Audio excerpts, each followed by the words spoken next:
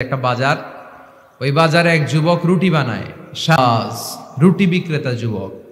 তিনি রুটি বিক্রেতার কাছে যে সালাম দিলেন, আসসালামু আলাইকুম। যুবক বলে, ওয়া আলাইকুম আসসালাম।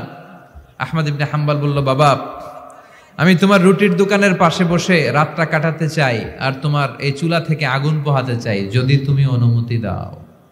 যুবক বলে, আহলান ওয়া সাহলান ওয়া মারহাবান বিক ইয়া শেখ, আসেন বসেন, কোনো সমস্যা নাই। আপনি চুলা থেকে আগুন পোহাবেন, এতে আমার ক্ষতি কি? আলহামদুলিল্লাহ পড়েন। আহমদ ইবনে হাম্বল খুশি হয়ে গেলেন, উনি বসলেন, উনি তাপ নিচ্ছেন, আগুন পোহাচ্ছেন, আর দেখতে পাচ্ছেন যুবকটা বারবার পড়ছে আস্তাগফিরুল্লাহ। যুবকটা বারবার কি পড়ছে? আস্তাগফিরুল্লাহ। রুটি বানায় আর পড়ে আস্তাগফিরুল্লাহ। রুটি চুলায় দেয়, পড়ে আস্তাগফিরুল্লাহ। কেউ রুটি কিনতে আসলে তার কাছে রুটি তুলে দেয়, পড়ে আস্তাগফিরুল্লাহ। টাকা নিয়ে ক্যাশ বক্সে ঢুকায়, আর কি পড়ে? আবার রুটি বানাতে শুরু করে, আর কি পড়ে? ইমাম আহমদ ইবনে হাম্বল তার এই দৃশ্যটা দেখে অবাক হলেন। তিনি প্রশ্ন করলেন, যুবক, মা লাকা ইয়া শাব দাইমান তাকরাউনা আস্তাগফিরুল্লাহ। হে যুবক, কি হলো তোমার? আসার পর থেকেই দেখতেছিস তুমি খালি পড়ো আস্তাগফিরুল্লাহ, খালি পড়ো আস্তাগফিরুল্লাহ, কেন? যুবক বলে, এই ইবাদত করে, এই ইস্তিগফারের সাথে সবসময় লেগে থাকার কারণে আমি অনেক কিছু পেয়েছি। কি পেয়েছো? সে বলতে শুরু করলো, আমি মুস্তাজাবুদ দাওয়া হয়ে গিয়েছি।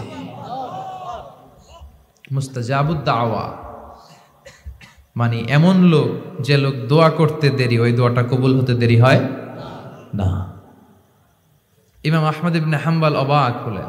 ফাতাআজ্জাবা আহমদ ইবনে হাম্বল ওয়া ক্বাল, আনতা মুস্তাজাবুদ দাওয়া। অবাক হলেন আর বললেন, বলো কি, তুমি মুস্তাজাবুদ দাওয়া? তুমি জীবনে যা দোয়া করেছো সব কবুল হয়েছে? যুবক বলে, হ্যাঁ, আমি জীবনে যত দোয়া করেছি সব দোয়া কবুল হয়েছে, একটা দোয়া ছাড়া। শুধু একটা দোয়া কবুল হয় না, বাকি সব দোয়া চাওয়া মাত্রই কবুল করে নিয়েছে কে? এবার আহমদ ইবনে হাম্বলের কিউরিসিটি আরো বেড়ে গেল। আহমদ ইবনে হাম্বল বললেন, বলো কি, সব দোয়া কবুল, আবার একটা দোয়া কবুল হয় নাই, এটা কোন দোয়া রে বাবা? এবার যুবক বলতে শুরু করলো, আমি আল্লাহর কাছে খুব চেয়েছি যে আল্লাহ, শুনেছি এই জামানার সবচেয়ে বড় মুহাদ্দিসের নাম নাকি আহমদ ইবনে হাম্বল। আল্লাহ, আমি মরার আগে ওনার সাথে একবার দেখা করে মরতে চাই।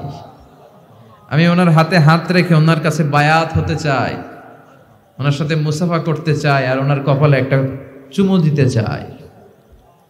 এই কথা শুনে ইমাম আহমদ ইবনে হাম্বল আর ধৈর্য ধারণ করতে পারলেন না, চোখের পানি ছেড়ে দিলেন। বললেন, যুবক, তোমার এই দোয়াটাও আল্লাহর কাছে কবুল হয়েছে, এই দোয়াটাও কবুল হয়েছে।